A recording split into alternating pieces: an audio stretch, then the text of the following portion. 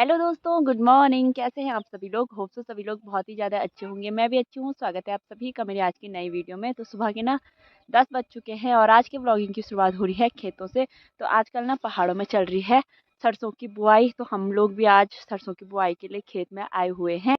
तो यहाँ से नीचे की तरफ आप लोगों को जो खेत दिख रहे हैं, ये है हमारे गांव की गेहूं की सारी। और गेहूं की फसल भी हमारी काफ़ी बड़ी बड़ी हो गई है। तो ये हरे भरे खेत हैं गेहूं के। और जो ये ऊपर के साइड वाले खेत हैं, यहाँ पे हम लोग करने वाले हैं सरसों की बुआई। तो कुछ लोग उस साइड को भी अभी हल लग रही है। और ये तो यहाँ पे हमारा खेत है। तो हम लोग भी यहाँ पे सरसों की बुआई कर रहे हैं और मम्मी ना कुदाल से लगी हुई है धान पान करने पे। तो गैस ये रहे यहाँ पे हमारे ताऊ जी। यहाँ पे चल रही है सरसों की बुआई। अब ताऊ जी सबसे पहले ना सरसों का बीज बोएंगे, उसके बाद हल लगाएंगे। हाँ, खेत जहाँ पे हम आज करने वाले हैं सरसों की बुआई। तो वहाँ पे अभी बैलों को ना जोत के रखा हुआ है। और पूरे खेत में हम लोगों ने गोबर भी फैला दिया था कल शाम को। और अभी ताऊ जी इस साइड से कर रहे हैं सरसों की बुआई, मतलब सरसों का बीज बो रहे हैं।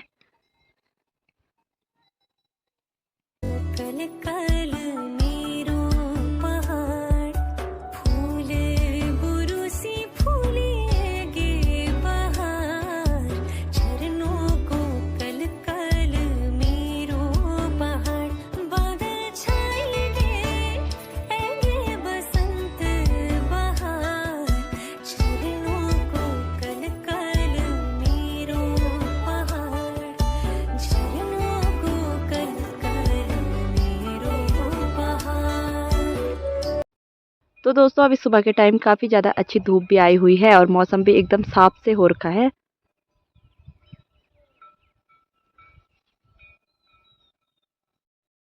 तो गाइस बलदों की जुताई ना पहाड़ में कुछ इस तरह से की जाती है।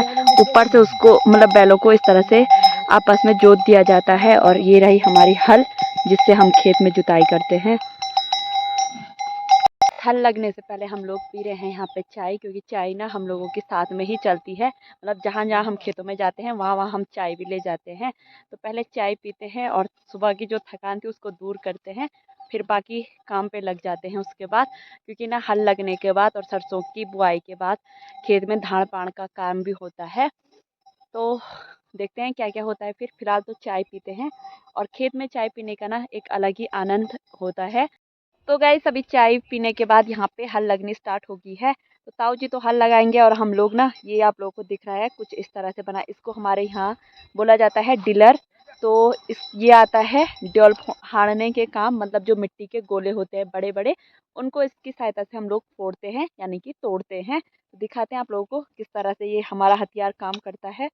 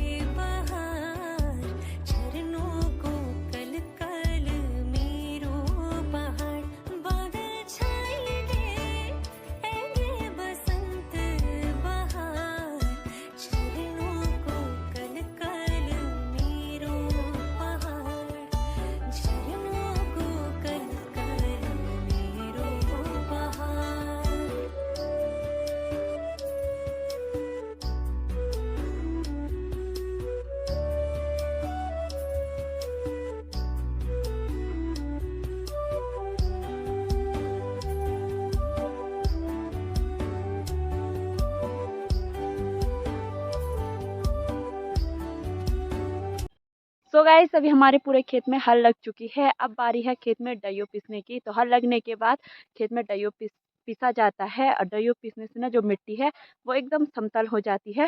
दिखाते हैं आप लोगों को किस तरह से। तो मम्मी यहाँ पे ना हल लगने के बाद जो झाड़ वाड़ है उसको छान के अलग कर रही है और ताऊ ने अभी हल निकाल के ऊपर वाले खेत में रख दी है, ये देखिए। और तो जो ये डिलर आप लोगों को दिख रहा है ना, इससे हमने मिट्टी को एकदम बारीक कर लिया है। और अभी ताऊ यहाँ पे डइयो पीस रहे हैं। तो डइयो पीस के ना मिट्टी कुछ इस तरह से समतल हो जाती है।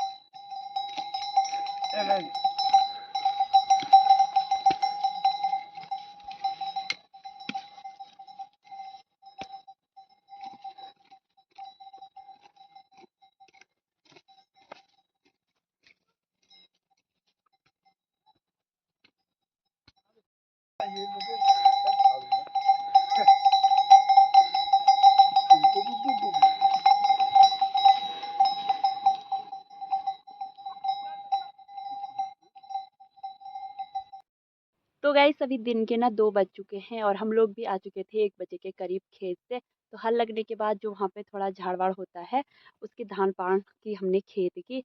और अभी हम लोग आ गए थे घर पे और अभी हमारा दिन का खाना भी हो चुका है और एकदम मस्त वाली धूप भी लगी हुई है। तो सुबह से ना शाम मतलब दिन का टाइम कब हो जा रहा है, पता ही नहीं चल रहा है। मतलब खेत में काम करते-करते ना टाइम का पता नहीं लगता है। तो अभी हम लोगों ने खाना भी खा लिया है और अच्छी-सी धूप धूप भी लगी हुई है, तो हम ले रहे हैं थोड़ा-सा धूप का आनंद। तो सुबह से तो ना मौसम क्या हो रहा था कि किसी टाइम एकदम घनघोर से बादल आ जा रहे थे और धूप ना बिल्कुल ही चली जा रही थी। लेकिन अभी 1 बजे के करीब से ना काफ़ी अच्छी धूप लग रखी है। और धूप से आजकल पहाड़ों में इतनी ज़्यादा ठंड हो रही है कि धूप में से उठने का ना बिल्कुल भी मन नहीं हो रहा है।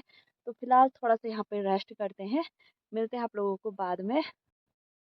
तो दोस्तों अभी ना शाम के 4 बज चुके हैं और मैं आ रखी हूँ अभी गेहूँ के खेत में गोबर डालने के लिए। तो आजकल ना सरसों की बुआई के साथ-साथ गेहूँ के खेतों में गोबर की भी ढुलाई हो रही है।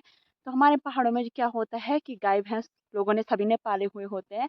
तो गाय-भैंसों का ही जो गोबर होता है, जो हम पत्ते डाल के गोबर बनाते हैं, उसी का प्रयोग हम लोग अपने खेत में अनाजों में करते हैं। गेहूँ, धान, सरसों जो भी होता है उसी में हम मतलब गोबर का प्रयोग करते हैं।